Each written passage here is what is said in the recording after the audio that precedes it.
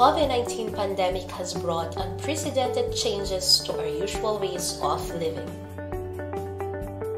But the Department of Education remains unfazed by these challenges to fulfill the mission of Sulong Edukalidad, the rallying call for national effort to deliver quality basic education to all Filipinos, which involve aggressive reforms in 4 key areas: the K-12 curriculum review and update, improving the learning environment, teachers upskilling and reskilling, and engagement of stakeholders for support and collaboration to move forward together as we prepare the education system for the future. The call for Sulong Edukalidad will continue, and we have built the framework of the Basic Education Learning Continuity Plan, or the BELCP, to put the needs of the learners at top priority. DepEd's BELCP is the major response and commitment to protect the health, safety, and well-being of learners, teachers, and personnel.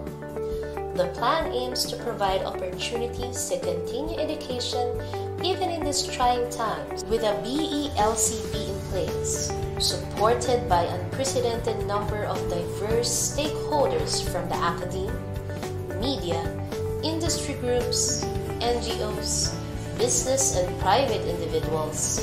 Sulong Edukalidad will be able to sustain the aims in its reform for quality basic education. In our journey towards quality education, we have established the 4 pillars of aggressive reforms from the start, and we have been continuing to progress in these pillars. In improving the learning environment, we took action in the construction and rehabilitation of school buildings, ensured the availability of learning materials and equipment, and prioritized our last mile schools. The challenges of the pandemic also brought to light the urgent need to upgrade our ICT infrastructure to service the needs of education. In terms of the teachers upskilling and reskilling, we were able to establish more innovative professional standards for teachers and school heads. We have aligned the professional development of teachers with their career progression to track their development as part of the National Educators Academy of the Philippines transformation. With the launch of the Education Futures program, where we will be focusing on innovative actions and solutions to improve the state of our education, we are now more than ready to start a new journey and continue our fight for quality education for all Filipino learners. Finally, we've given high importance to the engagement of stakeholders for support and collaboration. In support of this, we have convened the Philippine Forum for Accessible Quality Basic Education, or the Education Forum, which will leverage other partnerships for education quality and strengthen partnership with the Philippine Normal University as the country's national center for teacher education. The department has also been developing a professional development program for teachers and school leaders in order to equip them with the skills, materials, and data that will allow them to help their students prepare for PISA 2022. This intervention consists of the following components: online training for teachers and school leaders, development of learning materials and practice tests for students, deepening the analysis of the PISA 2018 results, and supporting school-level action research. Now that the year is about to end, our commitment to Sulong Edukalidad will continue and will be far from being gone. With a lot at stake, considering our new knowledge and experience from this year's challenges, we are equipped to face a new future. As we head on to the future where we will face many challenges and uncertainties, the department will always be the guardian of every Filipino learner's right to education.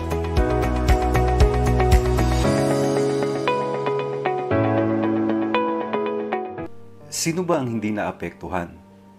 Sino ba ang hindi nag-alala? Sino ba ang hindi nalito? Lahat tayo ay naapektuhan. Lahat tayo ay nag-aalala. Lahat tayo ay nalito. Dahil binago ng pandemyang dulot ng COVID-19, ang paraan ng pamumuhay ng lahat ng mga Pilipino saan mang sektor ka nabibilang. Tumigil ang panandalian ang ating mga nakagawian. Tumigil ang lahat ng uri ng transaksyon. Tumigil ang lahat ng operasyon ng mga paaralan. Nakalilito. Nakakaba. Paano na ang kinabukasan ng mga kabataan? Paano na tayo sa hinaharap?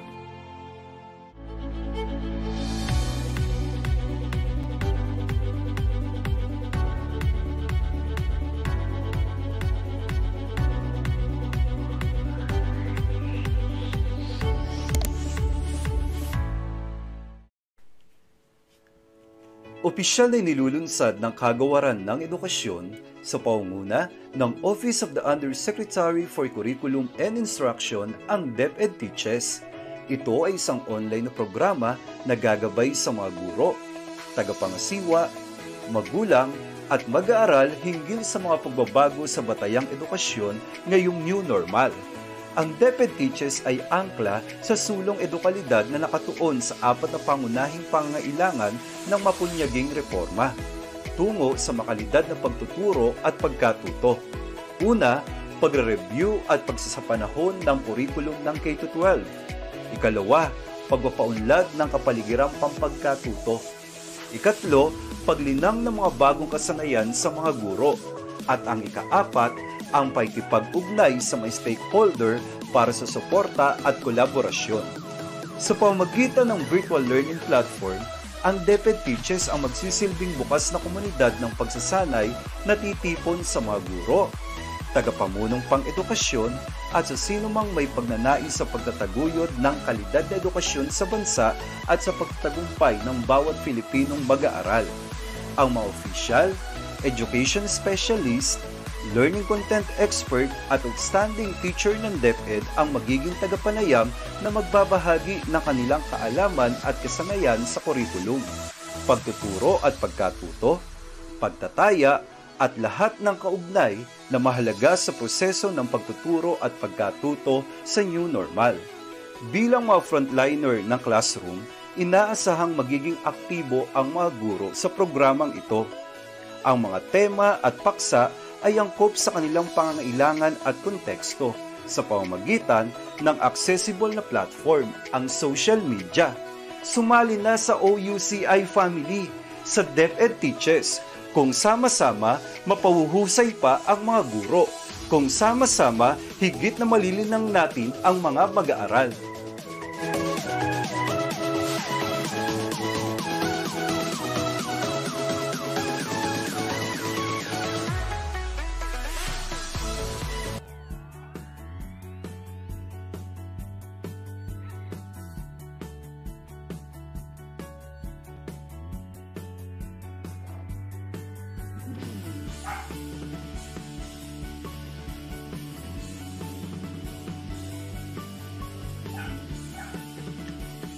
Isang maganda at mapagpalang hapon sa ating lahat. Tayo ngayon ay naririto upang salubungin ang isang panibagong talakayan na napapanahon at naayon sa pangangailangan ng libu-libong masugid na taga-subaybay dito lamang sa DepEd Teaches. Napagkalooban na naman tayong muli ng isang mabuting pagkakataon upang maipagpatuloy ang isang kapaki-pakinabang na gawain na magbibigay ng karagdagang kaalaman sa ating mga katuwang sa pagbibigay ng makalidad na edukasyon. Walang iba kundi ang ating masisipag na kaguruan na walang sawang sumusuporta sa ating mga programa ng Kagawaran ng Edukasyon.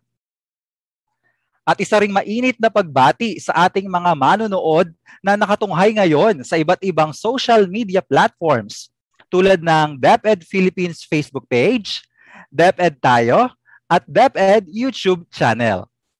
Sa mga hindi pa nakakasama sa ating official Facebook group ng DepEd Teaches, inaaliyahan po namin kayo na mag-like, follow at i-share ang DepEd Teaches para sa patuloy na makapagbalita sa mga napapanahong talakayan na pangungunahan ng ating mahuhusay na tagapamuno sa iba't ibang sangay ng ating kagawaran upang tayo ay magabayan sa ating mga hakbangin. Magandang hapon sa iyo, Binibining Ana. Ano nga ba ang mga inaasahan natin at ng ating mga manonood para sa araw na ito? Magandang hapon, Ginoong July, at gayon din sa lahat ng tumatangkilik ng DepEd Teaches.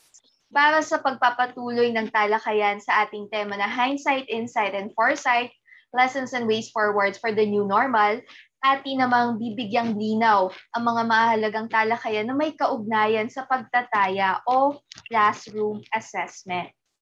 Sa nagdaang taong ito, ating naranasan na mas lalong lumawak at lumawig ang paggamit ng iba't ibang klase ng formative assessment na hango na rin sa ating self-learning modules at iba't ibang learning resources na kung saan ang resulta ng naturang assessment ay naging giya ng ating mga guro sa paggawa ng kanilang mga summative assessment at performance tasks. Di naman din natin may kaila, Sir July, na tunay na mahalaga ang assessment o pagtataya kahit na tayo ay nasa distance learning delivery modality. Mapa-eskwela o sa bahay pa ang aralan, di natin maisa sa walang bahala o maisasantabi lamang ang pagtataya. Bagkus, mas lalo pang napatunayan kung gaano kahalaga ang assessment dahil nakatulong din ito sa pagbuo ng comment o pagbibigay ng feedback sa ating mga bata at sa kanilang mga magulang. At bunga na rin ng feedback na ito na hango sa iba't ibang klase ng formative assessment or assessment pagtataya, ito ang nakatulong sa pagtukoy ng pagkatuto ng ating mga mag-aaral. Sa makatuwid, Sir July, kung walang maayos na pagtataya, hindi rin tayo makakabuo ng isang malinaw at naaayon na feedback. Kaya talagang napakahalaga ng pagtataya kahit ano pang learning delivery modalities meron tayo. Sang-ayon ako dyan, Binibining Ana. At ngayong araw nga na ito, nais nating malaman kung ano nga ba ang ating mga natutuhan base na rin sa ating karanasan sa ating pagpapatupad ng DO31 Series of 2020 o ang Interim Guidelines for Assessment and Grading in light of the Basic Education Learning Continuity Plan. Ating aalamin kung ano-ano nga ba ang mga naging bunga o kinahinatnan sa pagpapatupad ng nasabing Interim Guidelines for Assessment. Atin ring matutukoy kung ano pa ang ating maaasahang tuntunin o hakbangin o may mga pagbabago nga bang magaganap na may kinalaman sa pagtataya para sa taong pampanuroang darating.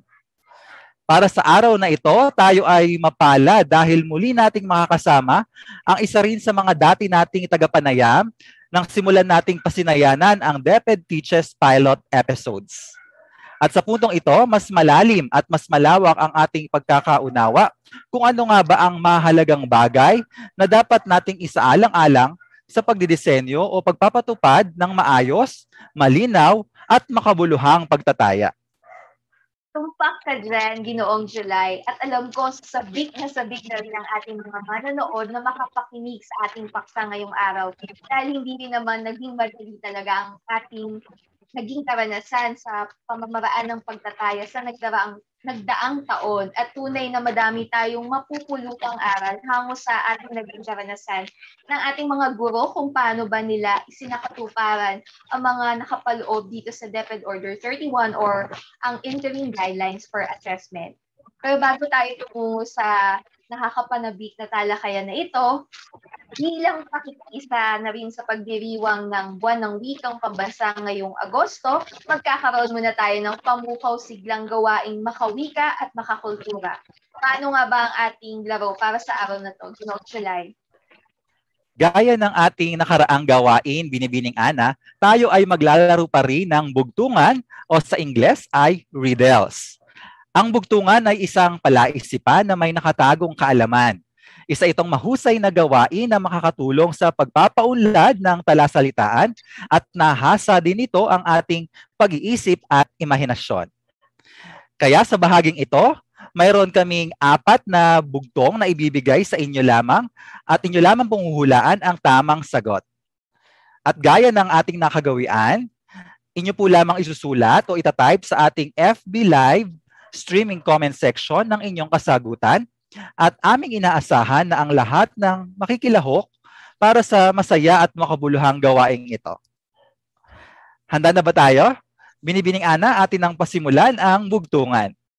Salamat, Ginoong July, para sa isang maliwanag na pagpapaliwanag ng ating palaro ngayon. Malinaw na pagpapaliwanag ng ating palaro. Para sa unang bugtong, atin ang ipakita ang unang katanungan. Ayan na si Kaka, bubuka-bukaka. Ayan na si Kaka, bubuka-bukaka. Meron tayong 30 segundo para hulaan ang tamang sagot.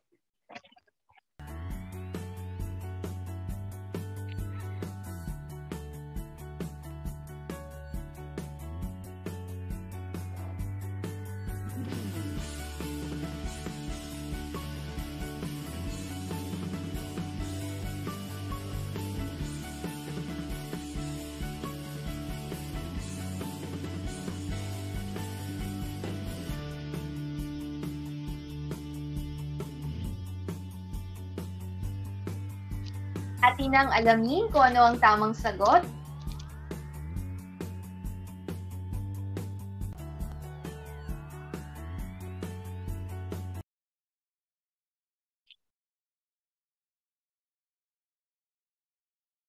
Ayan na si Kaka, bubuka-bukaka. Ang tamang sagot ay gunting. Ang gunting ay isang mahalagang bagay na meron tayo sa ating tahanan at gayon din sa paaralan. Gaya na lang na, at napakahalaga ng bagay na to, no? Kahit pangkaraniwan, madaming gamit. Gaya na lang ng paghubog ng fine motor skills ng ating mga mag-aaral. Kaya, yan, madaming mga taga-subaybay nakakuha ng tamang sagot, Ginoong July. Ano kaya ang ating susunod na bugtong? Tama ka dyan, Ma'am Anna. Isang pamilyar na bugtong ang gunting. Alam kong madami sa ating manonood ang nakakuha ng tamang kasagutan. At ngayon, para sa ating ikalawang bugtong, araw-araw nabubuhay, taon-taon namamatay. Muli, araw-araw nabubuhay, taon-taon namamatay. Maari na ninyong isulat ang inyong kasagutan at bibigyan namin kayo ng 30 segundo.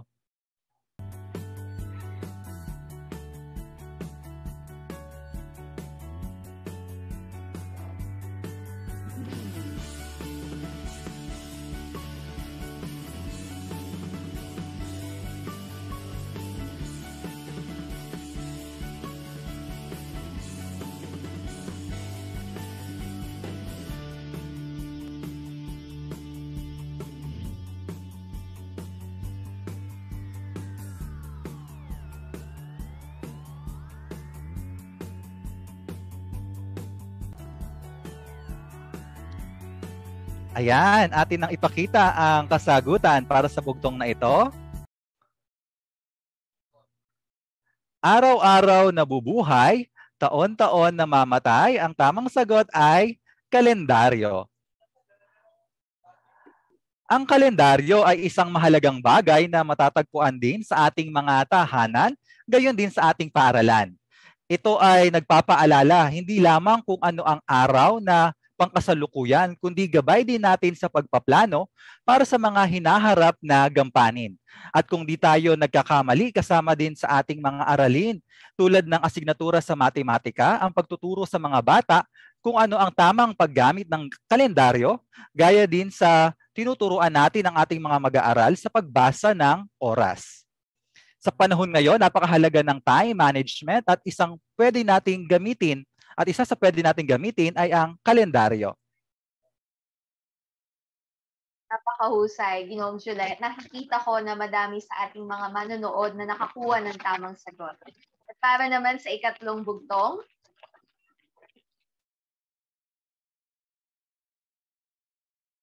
ay 4 na binti, ngunit hindi makalakad. May 4 na binti, ngunit hindi makalakad.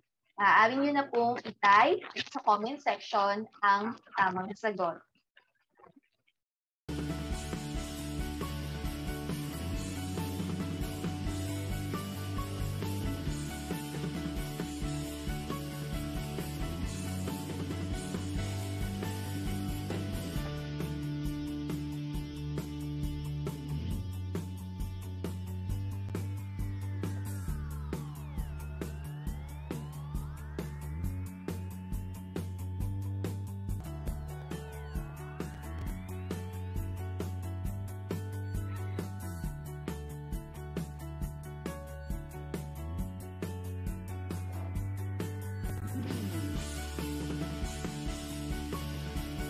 Para sa tamang sagot, ating tuklasin.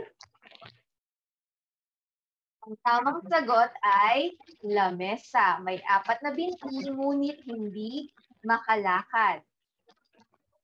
Ang lamesa ay isang mahalagang gamit tulad ng gunting, kalendaryo na makikita rin natin sa ating tahanan, gayon din sa paaralan.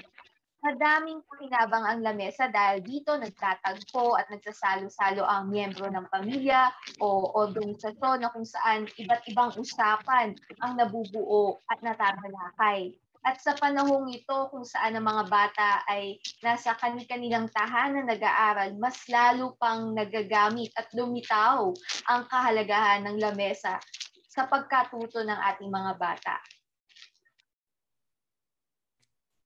Tama ka dyan muli, Binibining Ana. Isang napapanahong gamit nga itong lamesa at tayo rin mismo gamit natin ito sa pang-araw-araw natin sa work from home setup. Ngayon naman, para sa ating panghuling bugtong, maliit na parang sibat, sandata ng mga pantas. Maliit na parang sibat, sandata ng mga pantas. Maaari na ninyong isulat ang inyong kasagutan sa ating comment section sa loob ng 30 segundo.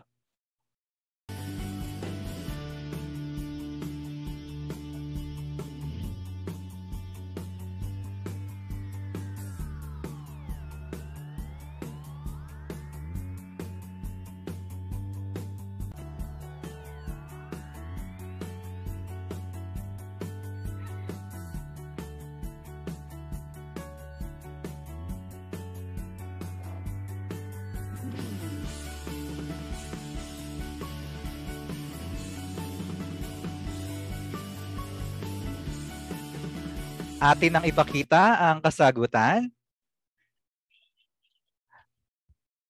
Maliit na parang sibat, sandata ng mga pantas. Ang tamang sagot ay pluma o panulat. Ang pluma ay isang mahalagang pangkaraniwang gamit na mayroon sa atin sa paaralan at gayon din sa ating tahanan bilang panulat. Lahat ng ating mga mag-aaral ay gumagamit ng panulat, anumang antas ng gamit nila sa kanilang paaralan. Ating mababatid na may mga bayani rin tayong gumamit ng kanilang talino sa pagsisiwalat ng mga katotohanan upang mabuksan ang kamalayan ng ating mga kababayan at ito'y sa pamamagitan ng pagsulat gamit ang pluma. Kaya naman, ang pluma, maliit man, ay makapangyarihan din dahil ito ay gamit na magbibigay buhay sa ating kaisipan na daan upang magpahayag ng ating kaalaman. Ayan, at dito natatapos ang ating munting pamukaw sigla na gawain. Maraming salamat sa inyong pakikilahok sa gawaing ito. At kung inyong susuriin, ang ating mga bugtong ay may kinalaman sa iba't ibang mga bagay tulad ng gunting, kalendaryo, lamesa at pluma na maaari din nating matagpuan o mapagtuunan ng pansin dahil pangkaraniwan lamang ito, ngunit kung ating mababatid ay tunay na napakahalaga ng mga bagay na ito dahil bahagi sila ng ating mga karanasan sa pagkatuto. Mahirap mag-aral kapag ang ating mga kagamitan ay kulang, kaya dapat matuto tayong maging masinop at maingat sa ating mga gamit tulad na lamang ng ating mga self-learning modules at iba pa. Tumpak ka dyan, Ginoong July. Pahalagahan natin ang bawat bagay na ating tinatangkilik. Isang mabuting asal na tayo'y marunong mag-alaga o mag-ingat, di lamang ng ating sarili, kundi na rin yung mga bagay-bagay na nasa ating kapaligiran. Sa puntong ito, huwag na tayo magpatumpik-tumpik. Ngayon naman ay malugod na naming ipinapakilala sa inyo ang ating mahusay na tagapanayam para sa araw na ito. Si Director Lito A. Palomar ay nagtapos ng kanyang doctorate degree, Doctor of Education, major in Educational Management sa Philippine Christian University at Master of Arts in Education, major in Curriculum Studies sa University of the Philippines, Diliman. Natamo rin niya ang Special Certificate in Language Teaching sa English Language Center at Management and Leadership sa University of Tokyo sa pamamagitan ng full-time scholarship under Japan International Cooperation Agency. Bilang guro, nakatanggap siya ng mga sumusunod na parangal tulad ng Gawad Tipolo sa Edukasyon, Guro Nasyon Foundation, Calabarzon's Gawad Patnugot, Anvil Awards at Metrobank Foundation. Siya ay dating Education Program Supervisor at Chief ng Curriculum Implementation Division ng SDO Antipolo. Muli, mga binibini, ginang at ginoo, buong pagmamalaki naming inihahandog ang aming OIC Director 3 ng Bureau of Learning Delivery, walang iba kundi si Director Lito A. Palomar.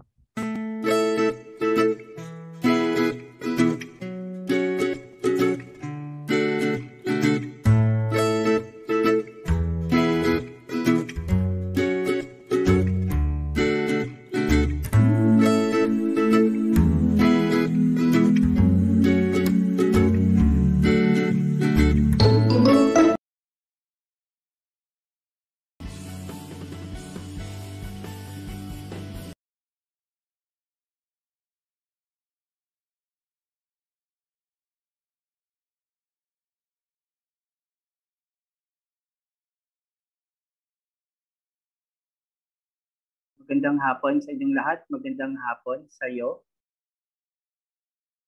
Miss Ana. Magandang hapon, Director. Magandang hapon din sa iyo, Sir July. Magandang hapon din po, Director. Magandang hapon din sa ating mga nanonood. No, kung napansin nila, nakaaso tayong tatlo kahit hindi natin pinag-usapan. No, we all know for a fact that blue is the color of hope. At alam natin na hanggang may passion na nagbe-burn sa atin at of course hanggang may learning continuity, may pag-asa. So magandang simula yan. Magandang simbolo yan, no? Signos yan. Na tayong lahat ay nakaasol ngayong hapon na ito. So again, good afternoon to everyone and welcome to another episode of DepEd Teaches. I am Teacher Lito and today we are going to talk about classroom assessment, lessons learned and ways forward. First, siguro ay kailangan muna natin pag-usapan ano ba yung mga naging initiatives ng Department of Education as well as our field offices, no, sa implementation ng policy sa classroom assessment. So basically, these are the relevant policies we have issued in the light of the Basic Education Learning Continuity Plan. First is OUC IDM 162 series of 2020, or the suggested strategies in the implementation of distance learning modalities. So kung marirecall ng mga guru natin at ng mga principals natin, as well as our supervisors, nasa issuance na ito yung ating weekly home learning plan, kung saan natin nilalagay hindi lang kung ano yung matututunan ng bata sa darating na linggo, kundi na rin kung paano mangyayari yung assessment sa loob ng classroom. Also, yung class home niya. Nandito din yung ating Individual Learners Monitoring Form or Plan or ILMP, kung saan nilalagay natin dito yung mga bata na kailangan pa ng kaunting tulong mula sa guro or intervention or remediation. Meron din tayong nirelease na unnumbered memorandum dated May 9, series of 2020, or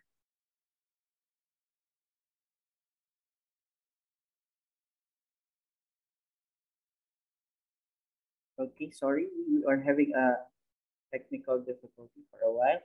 Okay.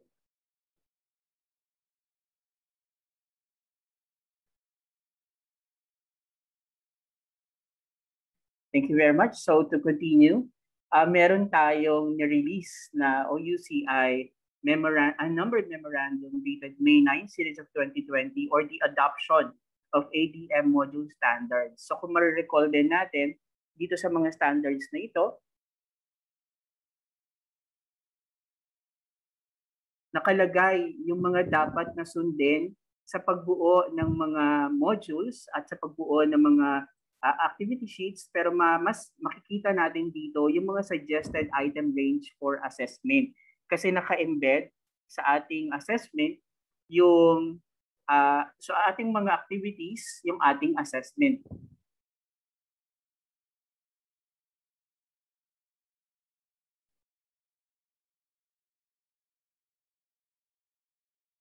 Okay, nagkakaroon tayo ng kaunting technical problem. So ayan na po, kita natin.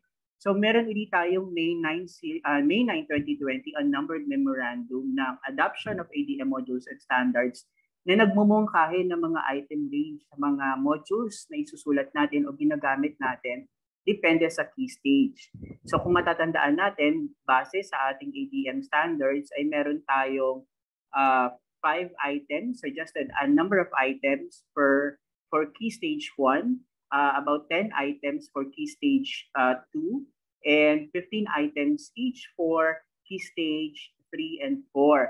Pero these are suggested item range lang dahil sinasabi pa rin natin ang quality ng assessment ay depende pa rin doon sa plano na gagawin ng guro sa kanyang pagtuturo at pag-conduct ng assessment. Meron din tayong DMOUCI 37 series of 2020 or the suggested measures to foster academic ease. At kung maaalala natin, nandito din yung mga sinuggest na mga pamamaraan kung paano natin mapapabuti ang ating pagtataya or assessment. Sinabi din dyan na hindi naman pwede din nating i-fix yung mga number of items. Mas maganda na matututok tayo sa quality ng mga assessment tools na dinidesign natin.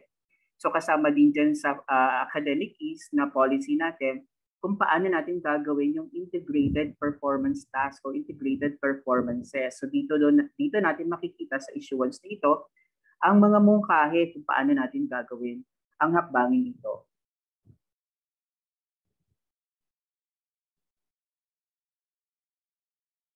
Meron din tayong DO31, of course, no, series of 2020, yung ating interim policy guidelines in assessing and grading in the light of the LCP. So basically, no, kung ikukumpara natin ng DO31 series of 2020 doon sa DO8 series of 2015, ang nawala lang pansamantala ay ang ating quarterly assessments, no? Dahil dalawa yung component na gusto natin makita sa grading and assessing in the light of the LCP. Ito yung ating written works at ito yung ating performance task. Nagkaroon din tayo ng provision dito sa DepEd order na ito na binibigyan natin ng laya ang mga guro na makapag-decide din kung kailangan ba ng bata na magkaroon ng mga extension sa kanyang mga deadline, kung kailangan bang mag-practice pa ng mas mabuti o kailangan din na ulitin pa yung mga ginagawa nila doon sa pagtataya para naman mas mabigyan pa rin natin ng chance na matuto yung ating mga mag-aaral. Meron din tayong unnumbered memorandum sa program implementation reviews and focus group discussions with parents, learners, teachers, and other stakeholders.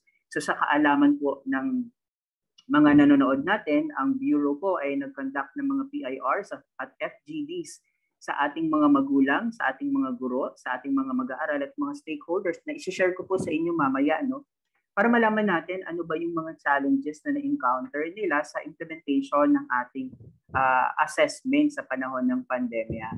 So meron din tayong OUCI-IDM 052 series of 2021 or the Pilot Barometer Survey on Assessing and Grading during the COVID-19 pandemic para malaman natin naman more or less nagpe-perform ba, kung paano nagpe-perform ang ating mga bata sa panahon ng pandemya given yung ating distance learning delivery modalities. So ito yung mga naging hakbangin ng Central Office, specifically the Bureau of Learning Delivery, para makita natin kung paano natin i-implement ang assessment, ang classroom assessment o pagtataya sa panahon ng pandemya. Bukod sa mga polisiyang ito, meron din tayong ni-release na classroom assessment resource book as a reference, and this is an enclosure doon sa ating interim policy on assessment o DO31 series of 2020.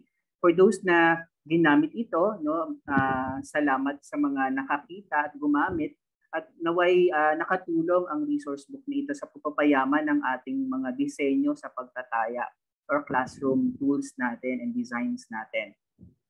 Meron din tayong ginagawang guide for writers on how to enhance formative assessment in self-learning modules.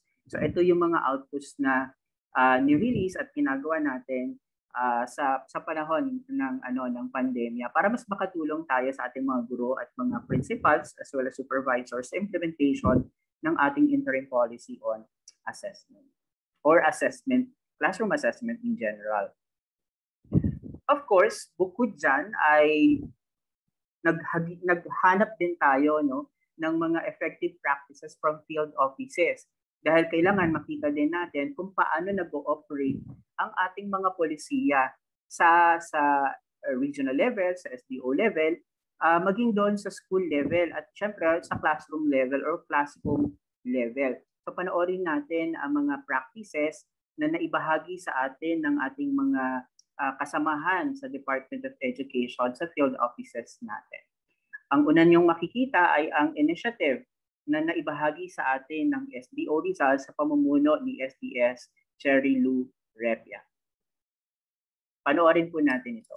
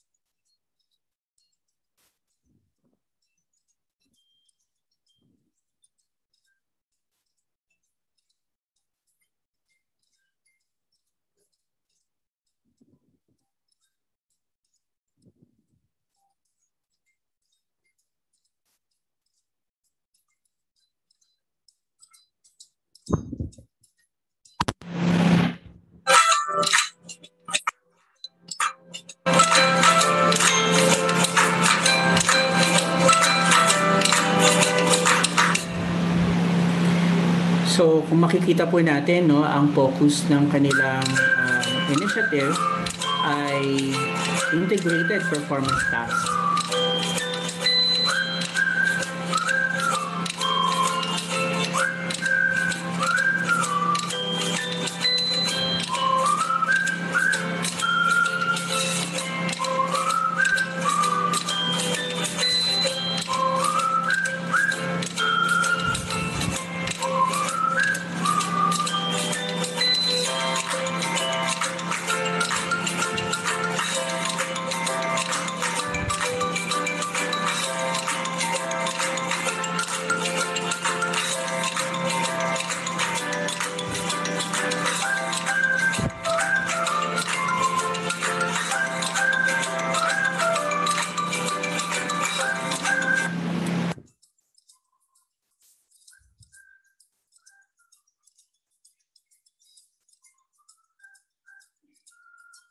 Ngayon po ay nakikita naman natin yung initiative ng isa sa mga paaralan sa SDO Rizal, ang Hapay na Mangga Elementary School. Ito ay susog din doon sa kanilang ginagawang integrated at authentic assessment tasks.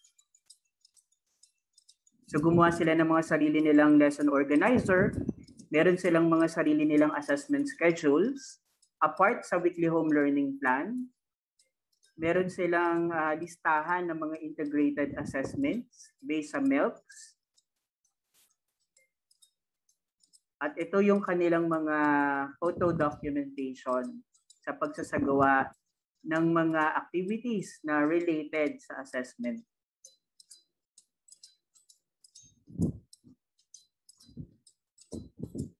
Nagkaroon din sila ng sarili nilang validation tool para malaman kung authentic talaga yung assessment na ginagawa.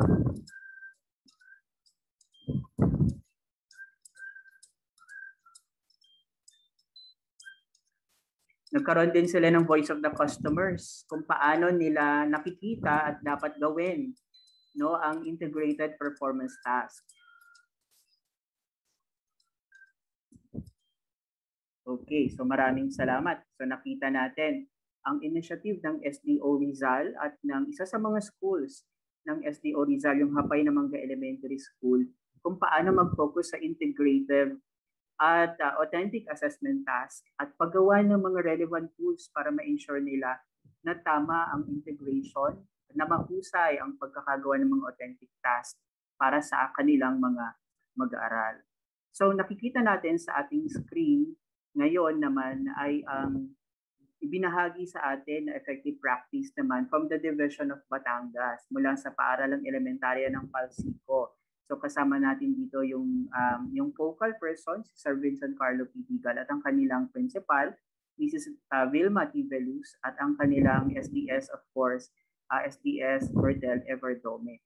So ang ginawa naman nila na innovation in terms of assessment ay naka-embed ang kanilang assessment sa mga CI projects nila o CI processes nila. At kasama dito sa mga PPAs na ito, yung Project UPPS or Upgrading Pupils' Performance in Science, at yung Project ARMAS or Assisting Readers Through Modern Approaches and Strategies. At base sa CI project na ito, based daw sa actual data presented, with an average of 27 or 5% of the learners increased outstanding and very satisfactory in the second quarter, and about 18 or 3% increase in outstanding and very satisfactory at the end of the quarter. So kung yung una, nakita natin kung paano ni-redesign ang assessment tools using integrative and performance tasks.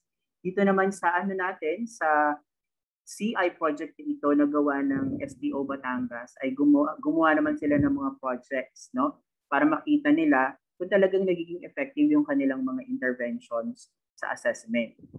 Ngayon naman, ang ibabahagi ko sa inyo ay ang self-assessment guide or reflective assessment as an honest response is, sabi nga, is the best outcome of assessment.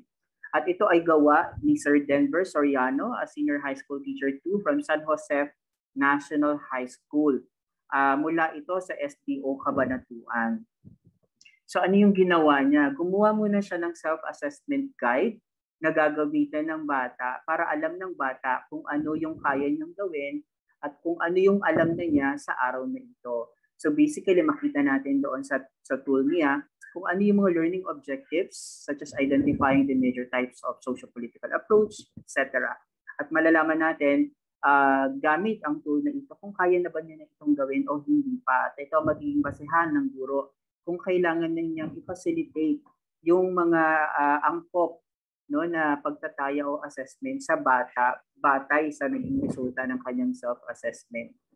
Meron din tayong key features ng reflective assessment. So basically, ginagamit ng ating guro na basehan for profiling yung resulta ng kanyang self-assessment tool or self-reflection tool para alam ng teacher kung ano yung mga susunod niyang steps na gagawin talking about assessment. Isishare ko din sa inyo ang isa sa mga outputs from Mambugan National High School, SDO Antipolo, mula sa mga gurong sina Maluto daw, Jelady Sady, Arlene Reyes, at ang kanilang punong guro, si Ma'am Annalyn Raimundo, at ang kanilang incoming principal, Mr. Ronaldo Ata. And basically, adoption lamang ito ng GRASP framework no, para mas ma-ensure na authentic yung assessment ng school ay gumamit sila ng framework na ito or model na ito, yung grasp natin of goal, role, audience, situation, product, performance, and purpose.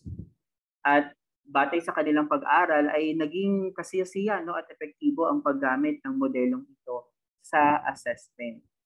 I'm also sharing with you the radio-based assessment and feedback ng San Isidro Elementary School from the same SDO, no, Antipolo, with the school head Mr.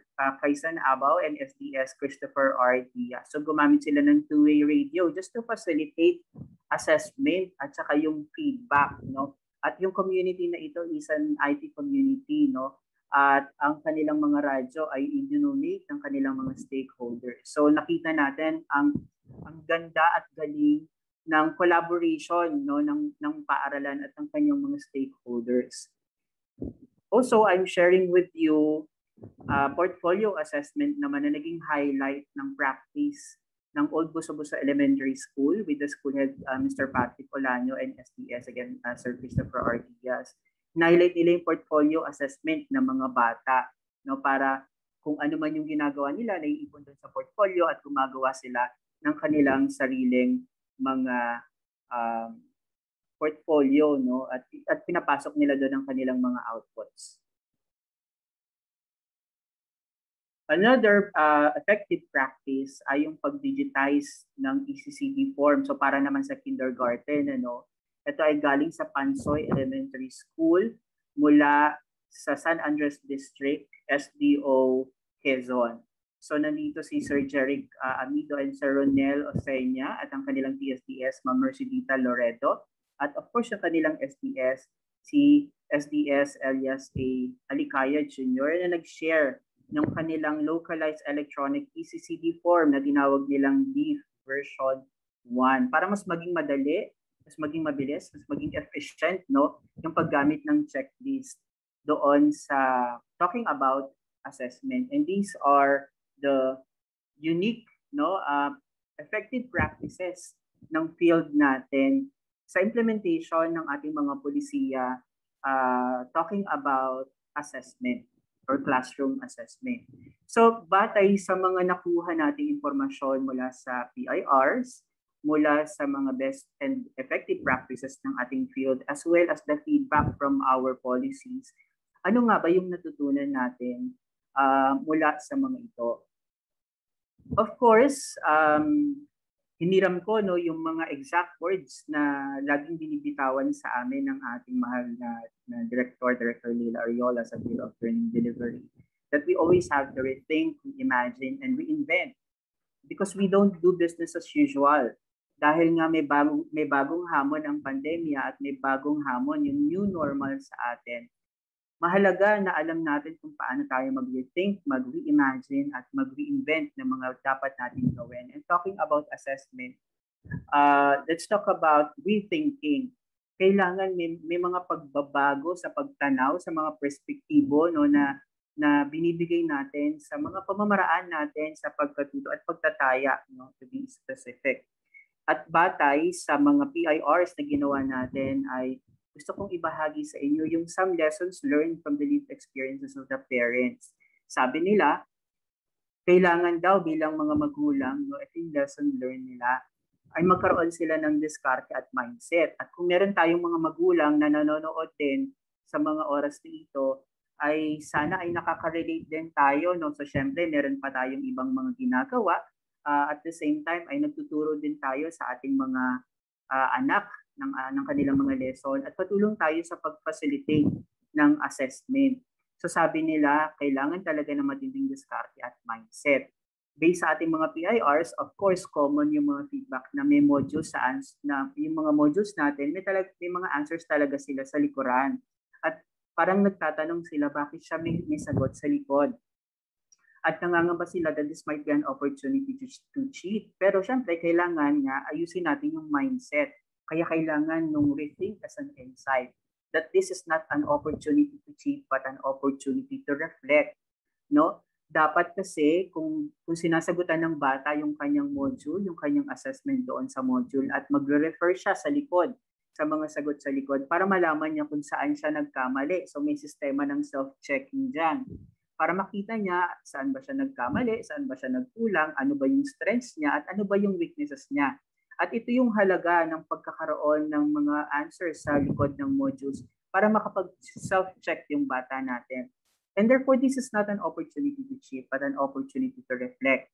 Dahil kailangan matutunan niya sa proseso, saan siya mahina, saan yung kailangan niyang improve, at ano yung mga susunod niyang gagawin para ma-improve pa yung mga kahinaan na ito na na-identify niya. And kung tayo yung mga magulang at tayo yung sumasagot doon sa kanilang mga assessment task, we are denying them of that important opportunity to reflect.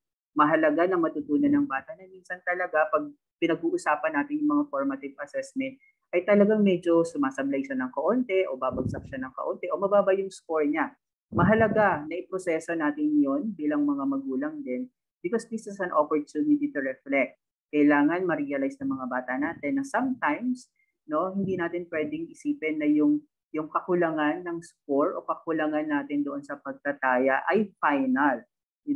Failing sa isang assessment task is not final. It is formative. So tumutulong ito para mas ma-improve pa yung ating pagkatuto at of course para ma-improve din yung ating character as human beings. And so mga magulang, if we are the ones answering the assessment task, we are denying our children of that opportunity to reflect. Also, sabi nila, we find it difficult to teach our children. And so, kailangan mag-rethink din tayo. Ano ba yung purpose ng pag-assist natin sa ating mga anak?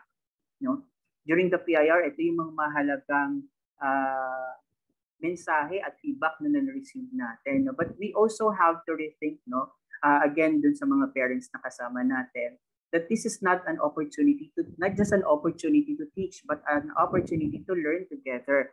O anak, medyo nahihirapan akong i-facilitate ito kasi medyo hindi ko din alam tong topic na ito. Pero, syempre, pwede tayong umupo, let's sit together and learn this together kasi ngayon, hindi lang ako basta guro, ako din ay isang estudyante at ako ay iyong classmate. So let's learn this together. And if this is kailangan partner ang assessment, yung kung think, pair, share, at kailangan ng partner sa pag-facilitate ng assessment task natin, then the parent becomes the partner. So it's all about learning things together. At hindi lang din nung pasanin natin yung perspective na tayo ay nagtuturo din. At times we also have to think that we are also learners in the process.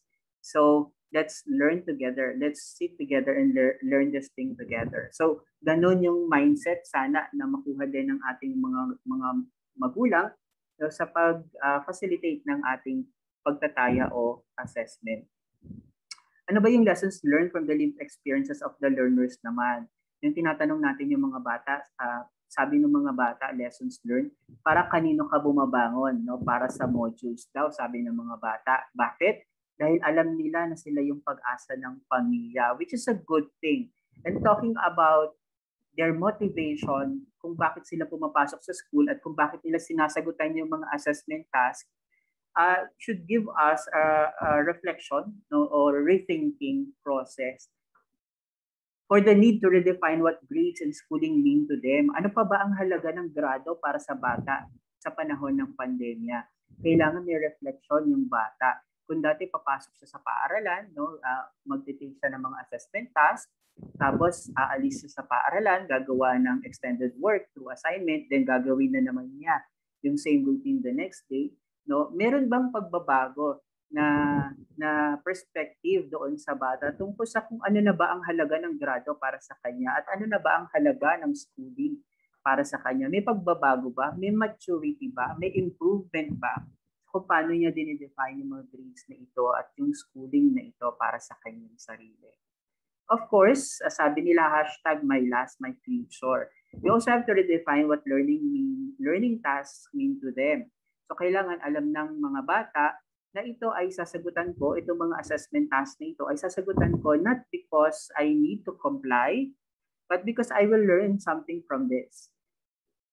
meron akong makukuha sa mga assessment task na ito. Matututo ako sa proseso. So ganun yung mindset na gusto natin na maipakita sa kanila at makuha nila doon sa proseso, no, ng pagtataya, na ma-redefine din kung ano ba ang ibig sabihin ng task na ito. Kung may assessment task number 1, number 2, number 3, para hindi nila maisip na kailangan lang nilang sagutan to because they need to comply.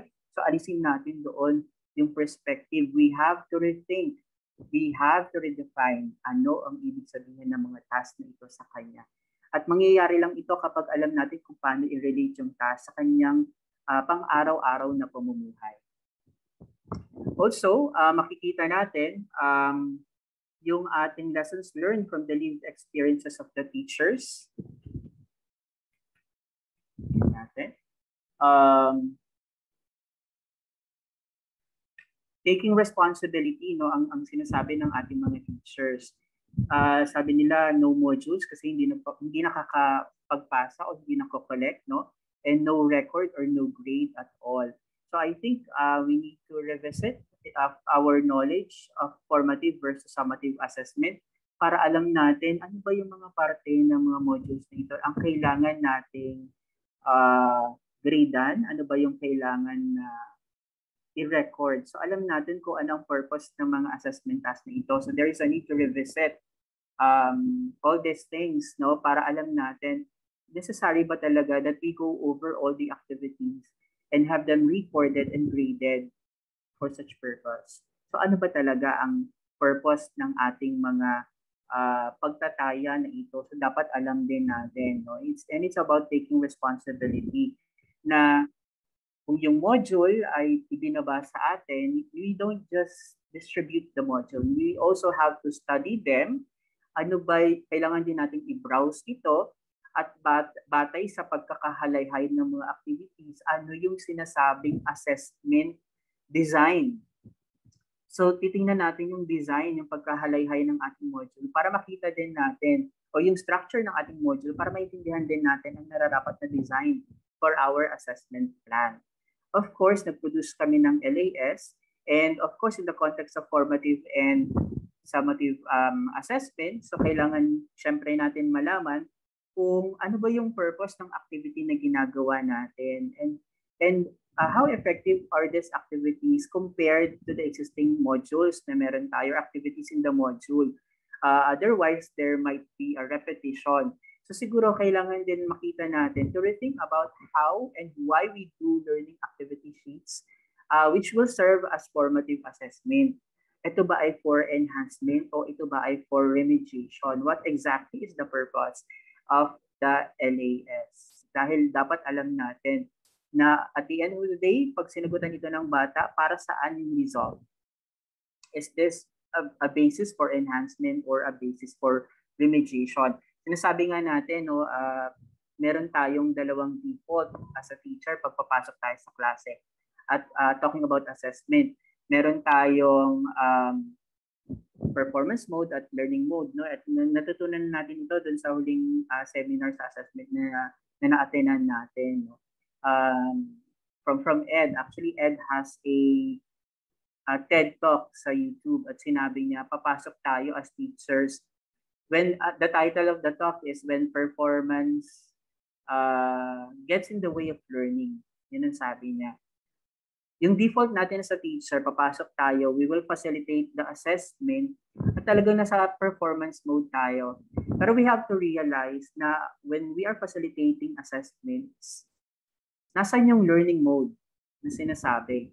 No? Ginagawa ba natin yung assessment as evaluative na ba talaga yung nature niya para makita natin yung performance o masukat natin yung performance or in the same process na habang pinafacilitate natin yung assessment, gusto nating may matutunan sa proseso bilang guro. Ginagamit ba natin kaagad as basis for grades yung ating mga result ng formative assessment for that matter or kino-consider ba natin siya para makita kung paano nagpo-progress yung bata at the same time para makita kung nagpo-progress din tayo sa ating mga designs, no, at strategies sa pagtataya. Kailangan ma-inform ang teaching natin anong klaseng pagtuturo at anong klaseng pagkatuto ang meron. And that is the learning mode default. So alin dyan? Pumapasok ka ba na nasa performance mode o pinafacilitate mo yung learning because you also want to learn in the process, and that is the learning mode. And this is based on the lessons learned from the lived experiences of our teacher, and that is our insight about rethinking. Again, yung mga efforts natin, yung mga ginagawa natin sa assessment, including the designs and all those things, kailangan mag-rethink tayo bakit natin siya ginagawa. Kailangan natin siyang i-redefine. Siguro kailangan talaga natin makita para saan siya. No, lalo na sa context ng pandemya. Are we doing the same things over and over again? Or do we have to redefine things so that we can respond din sa pagbabago, no, ng time at context ng learning community, especially ng changing context ng ating mga learners. No, not only the learning environment, but the learners themselves. Now, the second insight is all about reimagining. Ano ba yung mga dapat nating ma-reimagine, no, sa panahon ng pandemic? And talking about assessment, based sa mga inputs, kahit yung mga practices na share natin kanina, one is talking about radio-based instruction. So it's more on operations, no? Kanina gumawa ng mga electronic version ng ECCD. So it's more on operations pa rin and management of assessment or classroom assessment. Merong mga nag-design talaga ng mga assessment tools, no? Mga learning activity sheets nila na pwedeng gamitin as a form of assessment. So, pag tiningnan natin yung mga practices na ito at tiningnan din natin kung paano natin sinisituate yung module bilang focal point ng assessment, makikita natin na may tatlong perspective na kailangan nating ma-realize kung paano natin exactly na-imagine. Baka there is a need to reimagine SLMs and the kind of assessment na naka-embed sa mga SLMs na ito. First, of course, I want to share with you these three important perspectives. Looking at the SLMs, no, embedding the assessment as a resource material. The second perspective is looking at the SLM as a pedagogical approach. And the third point is looking at the SLM as a distance learning modality. Siyempre, pag nakita natin yung module, naka-embed yung assessment dyan. Module lang ba talaga siya?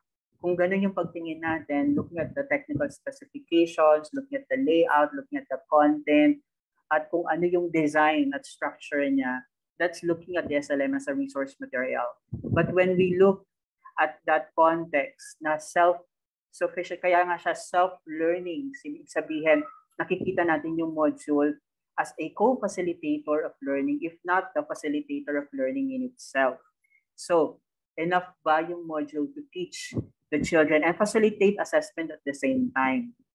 Na in the absence of a teacher or in the absence of a partner, no, sa bahay natin, kaya bang i-facilitate ng module in itself yung pagkatuto at pagtataya doon sa mga mag-aaral? And that is the second lens, no, na dapat nating ma-reimagine about our modules. And the third perspective is look at the SLM as a distance learning modality kasi kanina may radyo na. No? So ibig sabihin na pumasok na yung support ni stakeholder, pumasok na yung mga operations, pumasok na yung management, at lumabas muna siya ng konti sa classroom, pero still, we are talking about assessment, and that is phase or lens number 3, look at the SLM sa distance learning modality. So ano yung implication ng tatlong lente na ito sa application natin or implementation natin ng classroom assessment? First, of course, looking at lens number 1 or SLM as a learning resource, makikita natin that our SLM being the focal point, kasi ito din yung basis natin for other learning delivery modalities, no? Pag nakita natin at na-realize natin at na-reimagine natin na yung module natin, ay may mga elements katulad dito at meron siyang mga label, no, na what I need to know, what I know, what's in, what's new, ay merong kaukulang description.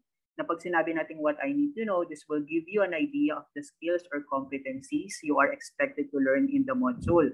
Pag sinabi natin what I know, no, this is the part that includes an activity that aims to check what you already know and about the lesson to take. And if you get all the answers correctly, you may decide to skip the module. So may mga description ng bawat elemento ng ating SLMs. At ang bawat description na ito at bawat elemento na ito corresponds to a certain standard or part ng ating lesson exemplars o yung ating DLL or TLP. Because what I need to know is exactly the set of objectives that the learners are supposed to learn sa episode na yon, sa learning episode na yon. What I need to know is basically schema building. What's in is review. What's new is introduction. So understanding the parts of the module, the description of the module, and the corresponding parts in the lesson, in the instructional design, using the description, there is also an extra layer, and that is what we call assessment nga sa understanding ng parts ng mga modules na ito. Going back sa pagtuturo natin sa classroom, kapag ba tayo ay nag-schema building, kung yung mga assessment task ba under schema building, ginigradean na ba kaagad natin ito? Nire-record ba natin ito at ginigradean ba natin ito? Of course not. Dahil tinitingnan pa lang natin kung ano yung alam ng bata doon sa portion na yon, sa what I know, sa learning standard, which makes all the activities in that particular part of the module diagnostic in nature. So dinadiagnose pa lang natin yung bata. So if we are waiting for the modules to be accomplished at ihatid sa atin at makita natin at mag-gradean natin yung mga scores gamit ang mga activities na ito, then we have to reimagine ano ba yung purpose talaga ng mga activities na to. Are these activities diagnostic in nature? Pag nagre-review ba tayo at may mga activities yung bata, inigradean na ba kaagad natin yung mga scores, knowing that these are diagnostic in nature? So what's new, if this is introduction o bago pa lang natin binibigay, kung ano yung mga dapat matutunan, and this might be diagnostic also in nature. Are we grading them right away? So we have to reimagine and we have to revisit the principles in assessment para malaman natin if there is a need to grade all these activities that are serving as formative or diagnostic assessment for that matter. That there are also parts, what is it? Ito yung description niya, and this is actually concept development. What's more, sabi, comprises activities for independent practice, which exactly is drill pag tinignan natin yung ating instructional design or plan. What I have learned, this includes questions or open-ended statements to be filled in to process what you have learned from the lesson, and this is generalization. So pag tinignan natin yung mga elements na ito and the descriptions na ito and the corresponding parts ng instructional design or instructional plan or LE standards natin, pag flinip uli natin yung extra layer on assessment, ma-realize natin that most of these activities are formative in nature. And we know for a fact that formative in nature are not being used for grading or basis for grading. Pero tinitingnan natin kung ano yung progress na nangyayari sa bata at ano yung nagiging progress sa pagtuturo natin. So ano ba yung naging result dito sa what is it? Ano ba yung naging result sa what's more? Ano ba what I have learned? Ano ba yung results ng formative assessment? Basis ba ito for grading? Or basis ito for teachers to know what to do next, being formative in nature. So sana nabibigyan natin ng insight din sa pamamagitan ng prosesong ito ang ating mga teachers on how to go about assessment in the context of SLMs. Dahil ito yung mga lessons na natutunan din natin sa 1 year ng implementation natin ng ating policy. And when we talk about the following parts of the SLM, assessment, additional activities, and answer keys, of course, these are the descriptions. And these are the descriptions might actually be referred to teaching strategies. And each description nga is equivalent to a certain LE standards. So let's talk about assessment sa dulo. Meron siyang evaluation. Kung babalik tayo doon sa usual practice natin, if we have the pre-test and we have the post-test, so makita natin yung column dun sa dulo, Diba the intention is to compare these two, pre-test and post-test, so that we can have instructional decision sa dulo. Ano ba yung naging decision natin sa dulo after comparing the pre-test and the post-test doon sa evaluation part? Of course, the result will tell us if the succeeding activities or if there is a need to produce learning activity sheets that will serve as an enrichment for those who can catch up and for those who are in advanced na doon sa lesson, or a form of remediation for those na medyo nag-struggle doon sa topic or doon sa lesson na tinuturo natin. So basically, if that is the purpose of the evaluation at the end of your module, then the lesson learned is that it might also be serving as a formative assessment at the same time. And that should only check the progress of the learners by purpose and inform teachers of his own teaching or her own teaching kung nag-i-improve ba yung kanyang methodologies and strategies, and that is the purpose. And looking at the assessment map embedded in your SLMs, we say that the following parts are more of diagnostic and formative assessments. What I need to know, what I know, what's in, what's new, what is it, what's more, what I have learned, what I can do, assessment and additional activities.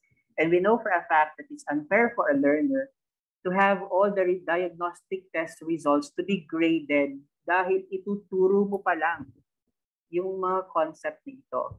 And of course, it would be unfair for the learners to have all their scores under the formative assessments be basis for grading because you are just checking the progress. Na kung babalik natin mga discussion sa pagtikim-tikim ng sinigang, no? Na pag tinitikman mo lang yung sinigang, you just want to improve the taste, but not necessarily ihain mo na siya sa dulo. Dahil it takes a certain amount of preparation bago mo ihain at ipakain yung niluto mong sinigang sa dulo. At yung paulit-ulit na pagtikim mo sa sinigang ay paulit-ulit na pagbibigay ng formative assessment, not to perfect the score, but to improve the performance. And that is the function and the purpose of formative assessment. So we have to reimagine how we do assessments in the context of diagnostic and formative given the context and structure of your module para alam natin if these really are basis for grading. No? Kasi parang may mga magulang pa talaga na kailangan din ng tutors, no, just to help learners sa pag-accomplish ng kanilang assessment task without knowing or having that awareness kung ano yung mga purpose talaga ng isang diagnostic at formative assessment. So that is something that we also have to reimagine, the facilitation of learning based sa principles ng diagnostic and formative assessment. And basically, based on the O31 series of 2020 is the interim policy on assessing and grading. Of course, based on our interim policy, we have for at the minimum ang sinasabi, no, written works, 4 written works, and 4 performance tasks. So pwede natin gawin yan. Should you decide to have more written works or more performance tasks, it's allowed naman because the policy is saying that it's just the minimum, but you have to have a basis, meaning hindi pa ba sapat na gamitin ang 4 na written works at 4 na performance tasks para talagang makita natin ang galing at husay ng ating mag-aaral. So magdadagdag ka pa ng 1 o 2. And that is based sa ating assessment. So sana naging malinaw ang context ng formative, diagnostic, and summative assessment sa context ng SLM. And that is how we should reimagine assessment in the SLM using the first lens or the lens of SLM as a resource material. The second lens is looking at the SLM as a pedagogical approach, instructional design. And in this context, as assessment design, no, or assessment map, sufficient ba si SLM to facilitate learning on its own with minimal supervision from the parent or the teacher? So going back to the assessment map, whether these are for or asked, whether this is diagnostic or formative in nature, papasok na dito kung paano ginagamit ni teacher ang kanyang weekly home learning plan sa pag-facilitate ng assessment. So basically, nilalagay din natin doon, kung meron na tayong written work 1 or performance task 1, dapat sana nare-reflect na natin sa weekly home learning plan yung kind of assessment at kung ano yung rubrics. Because always remember yung ating principle na kailangan ang bata informed siya kung ano ang assessment na gagawin. At pangalawang principle, dapat informed siya kung paano siya i-assess. And we're talking about rubrics. So kailangan na pag ginagawa natin yung weekly home learning plan, nilalagay natin kung ano yung mga learning activities for the week. Nilalagay din natin ang mga appropriate assessment strategies and tools at including the rubrics no, na gagamitan natin para well-informed yung bata kung ano yan. So imagine, kung sa weekly home learning plan pa lang, nandun na yung gagawin ng bata. Kunyari, kailangan niyang magkaroon ng short monologue. Diba? Kunyari, sa Friday, magmo-monologue siya, performance task 1. At alam na niya, Monday pa lang na ito yung gagawin niya. So Monday pa lang, dahil nasa weekly home learning plan na siya, harap na siya sa salamin at magpa-practice na siya ng kanyang gestures at saka facial expressions.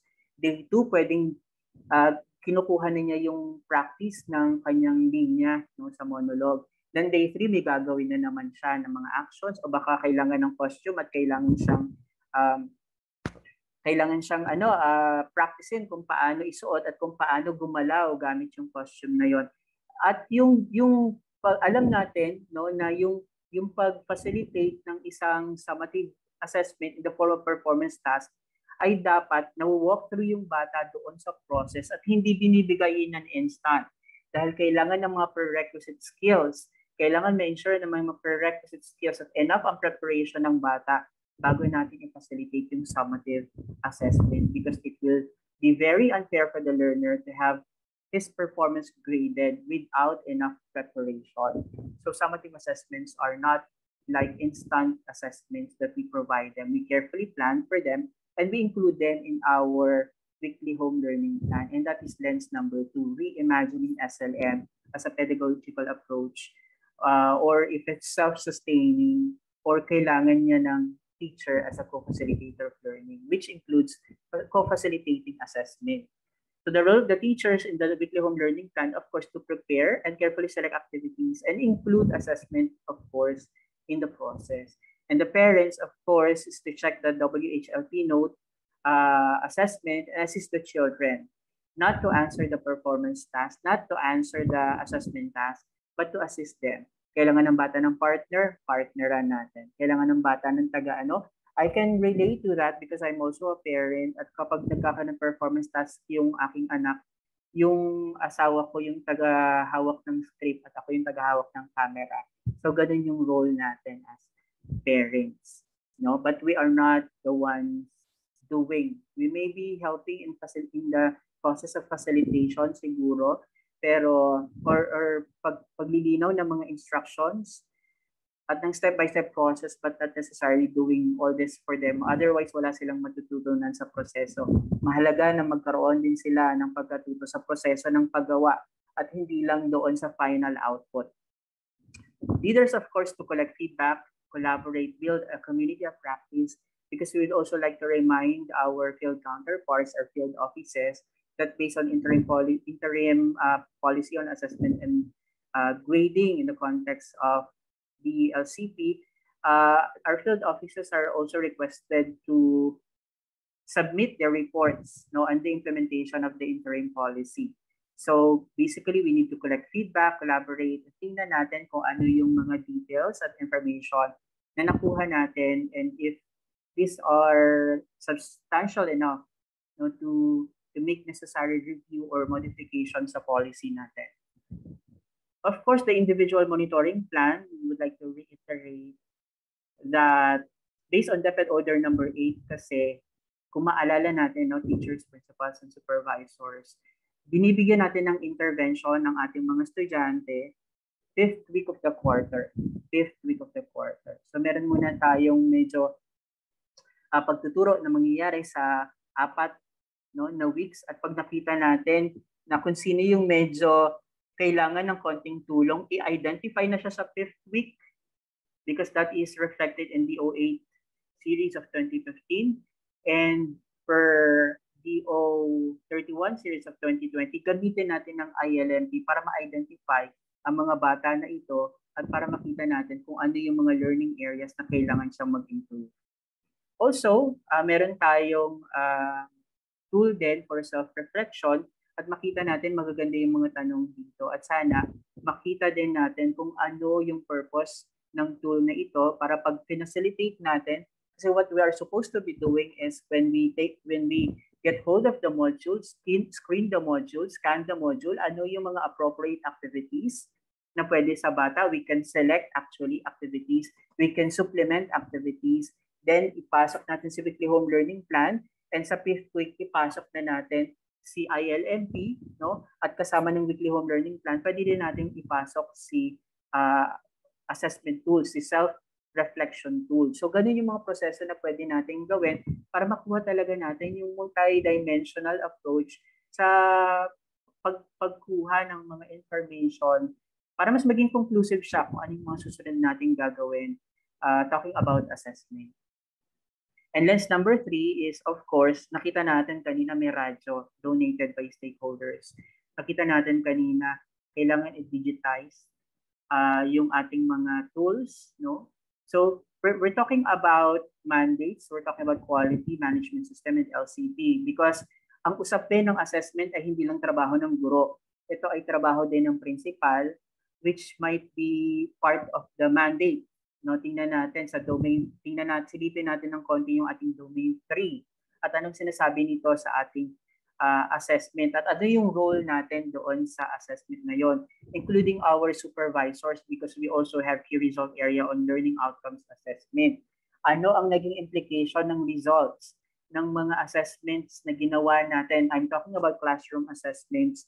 Ano yung na-contribute nito sa pag-realize ng ating key result area on outcomes, learning outcomes assessment?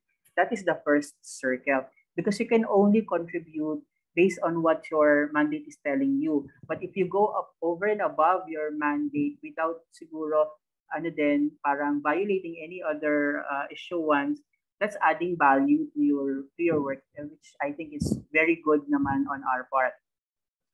There might be quality management system in place, no? Kung hindi man certified, pwedeng align. Ibig sabihin, identify yung mga process dito. And of course, basically the pandemic is not part of the original risk assessment.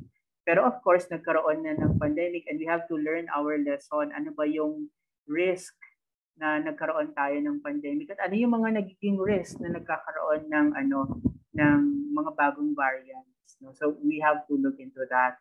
And also, since we're talking about operations in support to assessment, kahit classroom assessment lang yan, we also have to look into our LCP.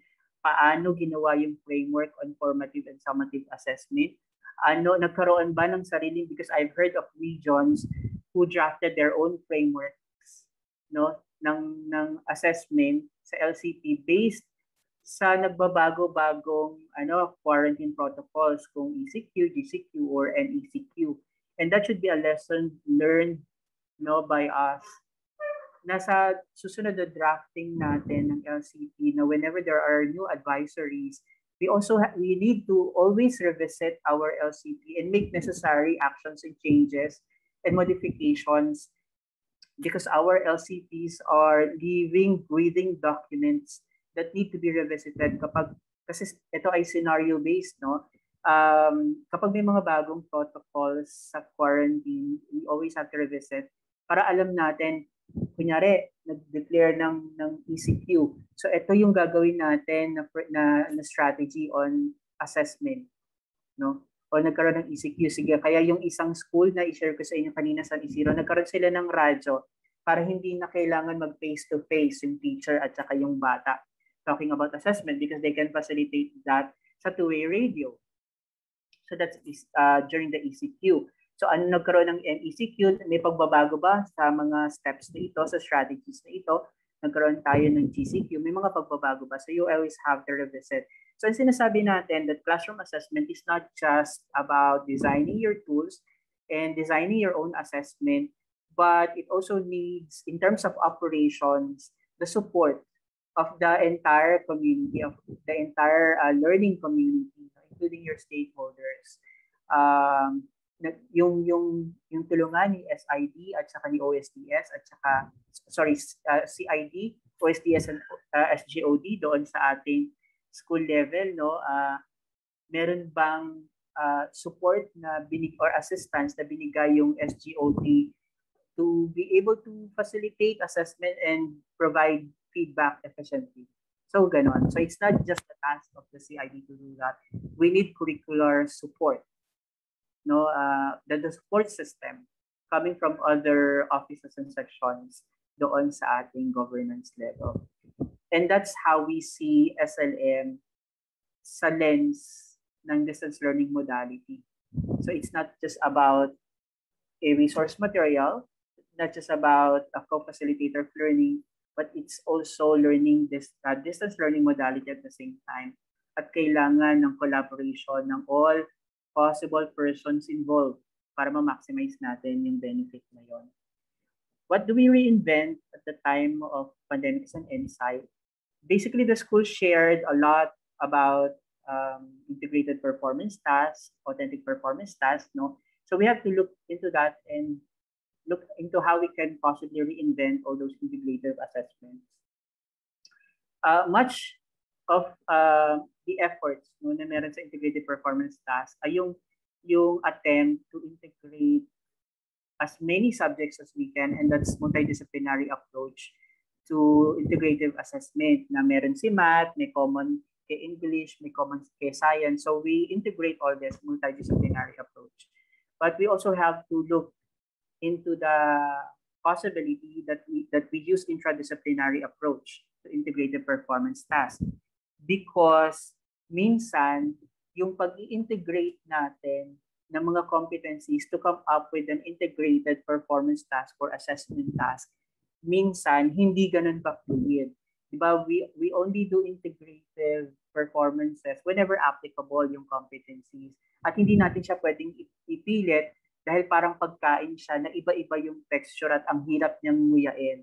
We have to make sure that our integrated performance task using multidisciplinary approach ay fluid, consistent, at hindi nga siya yung hindi siya pilit at hindi siya hilaw. So kailangan maganda at seamless yung pagkaka-integrate sa kanya. Now, exploring the possibility of looking into the intradisciplinary approach to integrative performance tasks is an example ng project Compass. Ngayon, ang name na niya toolkit kasi medyo na na siya. Kailangan niyang parang baguhin at mag-adapt sa new normal, sa multiple delivery modalities, which is a good project dyan sa atin sa SDO Antipolo. So first grading, sinasabi naman kasi ng kanyang performance standard, this is grade 3 AP, na gumawa kayo ng mapa ng Calabarzon as the initial project. Sinabi sa pangalawang markahan na ilabas mo uli, so second grading, nilabas uli yung mapa at nilagyan ng mga markers ng kabisera, sa gisag, produkto na naglalarawan ng lalawigan. So tinago uli yung mapa at nilabas uli siya ng third grading at nilagyan siya ng mga markers uli na nagpapakita ng kultura ng mga lalawigan sa Calabarzon. At pagdating sa fourth grading, nilabas uli siya para i-exhibit. So we can do that online naman. So ano yung ganda ng intradisciplinary? Yung integration din within the same learning area ang makita natin para yung bata ma-establish na yung connection ng assessment task niya ng first grading, ng second grading, third grading, and fourth grading na hindi siya masyadong naglalabas ng masyadong maraming resources pero nako-connect niya yung experiences. And this is intradisciplinary approach. Also looking at the potential of transdisciplinary model, natitingnan natin converting the homeroom environment into a Department of Tourism, IATF, Department of Energy, Media Center, Government, etc. para ma-maximize natin ano ba yung current issues, ano ba yung nangyayari, aware ba yung bata sa pandemic, bakit nandito siya sa bahay, at ano yung kaya niyang i-contribute kahit nandito siya sa bahay. If we convert the homeroom environment into any of the following, and make authentic tasks based on the following thing, then we are using transdisciplinary model to integrated performance tasks, which I think has great potential then talking about integrated performance tasks. We might also want to look into the combination of written works and performance tasks. Na the output is serving as a written work and serving as a performance task at the same time, but using two different sets of rubrics. If we want to, for example, measure ang extent ng content na in-infuse ng bata sa kanyang essay, that's written works.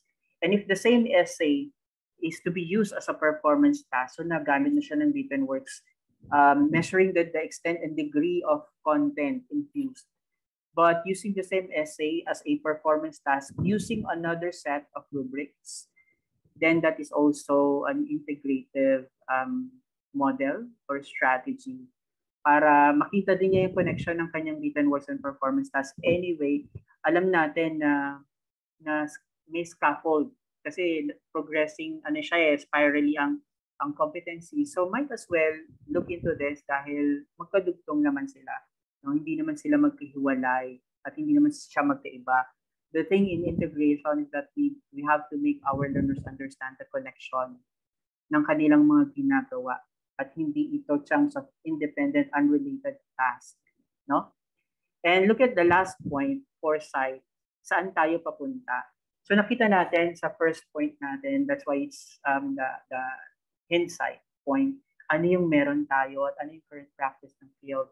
Then, meron tayong insight looking at the lessons we have learned sa implementation that will enable us to rethink, reimagine, and reinvent. And of course, foresight. Saan tayo papunta after this? I'm going to share with you a few efforts then that there will be a review. Siyempre, kailangan natin i-revisit yung existing policies natin para alam natin using the lessons learned from the PIRs, no, and different feedback, kung may mga bagong strategies ba because of the emerging behaviors ng learners natin, ng teachers natin, at ng mga school leaders natin sa pag-facilitate ng assessment at saka ng distance learning modality in general. So we have to look into this and infuse actual lived experiences and make our strategies and make our suggestions more practical and feasible at the same time. Also, I'm sharing with you the effort of SALT 21 team, no, from the Bureau, the Supporting Assessment for Learning and Teaching Towards 21st Century Skills Development. And these are our colleagues from I'm introducing to you our colleagues from the Bureau working on this project. And I'm showing you the roadmap of SALT 21. So we are projecting that at the end of the project, the impact would be an increased proportion of learners who meet or exceed grade level standards in all learning areas.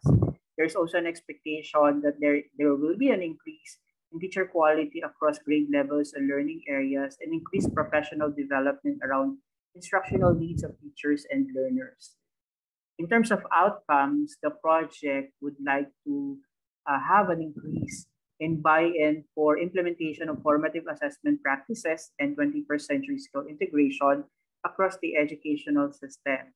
We'd also like to have an increased knowledge of formative assessment dahil mahalaga na nagkaroon tayo ng rethinking, reimagining, and reinventing formative assessment. Nakikita natin yung need to specifically enrich formative assessment, no, given the context. And the 21st century skill development, disciplinary content, and related learning outcomes. Increase quality and frequency of intentional and ongoing use of formative assessment, and increase implementation of quality teaching practices that promote deep learning of 21st century skills. We'd also like to inform you that as of the moment, and based doon sa nilabas nating calendar, we are still adopting the policy, the interim policy for the next school year. So, yun din yung susundan natin, ano? But you will be guided thoroughly this time kung ano yung mga pwede nating strategies na practical and visible given the context. So these are the outputs: develop instructional professional learning resources that promote deep learning of the 21st century skills across all grade levels and learning areas. We'd also like to provide ongoing professional development for our teachers, school heads, and supervisors, knowing that classroom assessment is not just the job of the teacher, but the entire learning community. Kailangan meron kang taya, kailangan meron kang ambag sa implementation ng ating classroom assessment. And of course, support the development of communities of practice on 21st century skills integration through formative assessment. And this is our roadmap, no, for 2022.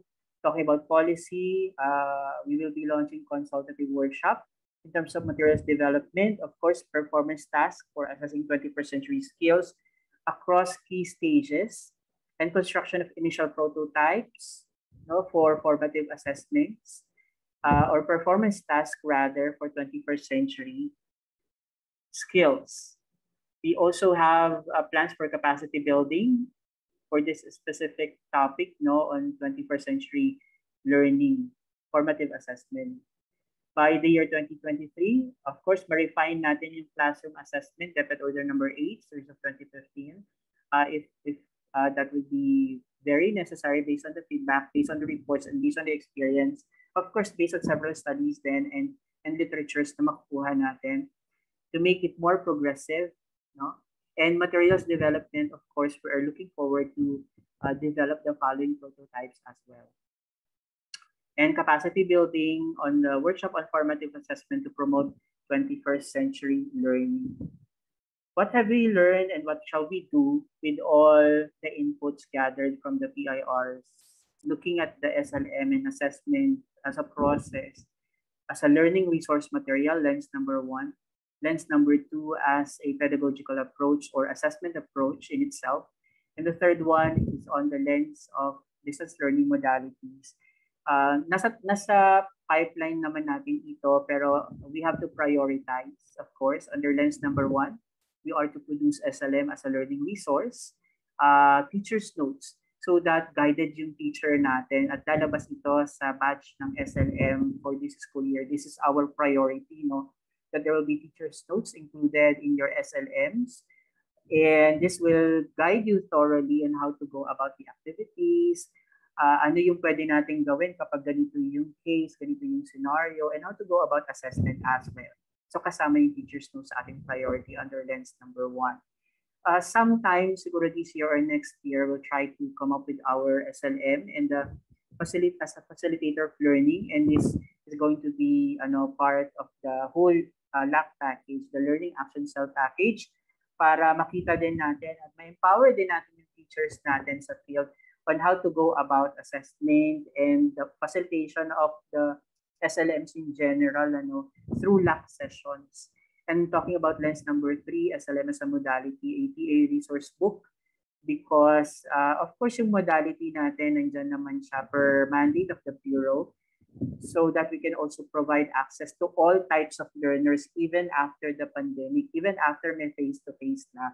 Mabigyan din natin ng gabay ang ating field officers on how to go about different modalities na merong mga naka-enroll na bata, and this is going to be very beneficial at ang PA resource book natin for distance learning modality, which includes, of course, our assessment processes.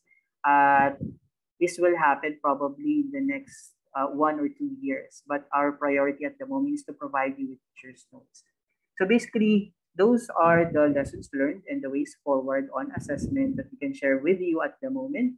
And I hope that you all have that points for reflection and of course the learning experience sa lahat ng mga pwede natin gawin talking about assessment. So with that, again, good afternoon everyone and thank you very much. Back to our hosts, Sir July and Ma'am Anne.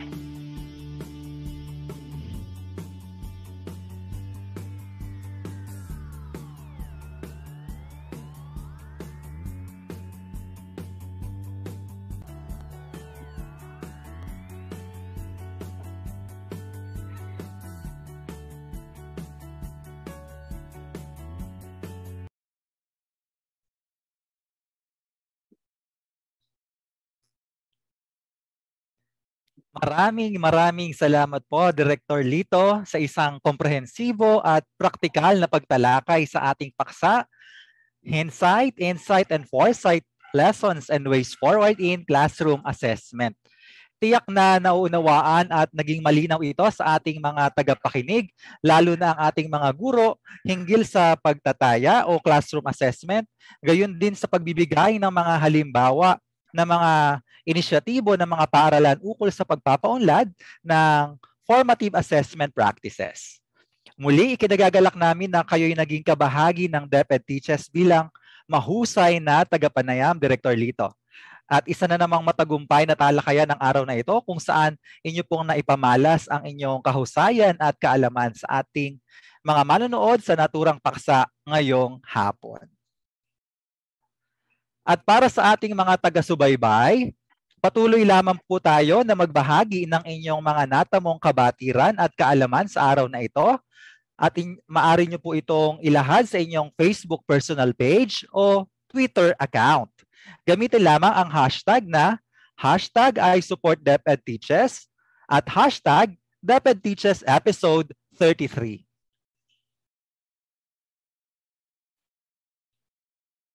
Muli, pinapaalala namin sa aming mga manonood na para makatanggap kayo ng Certificate of Appearance, mahalagang magpatala sa mga link ng registration at ipadala sa amin ang inyong tamang email address. Maaari din yung i-scan ang QR code.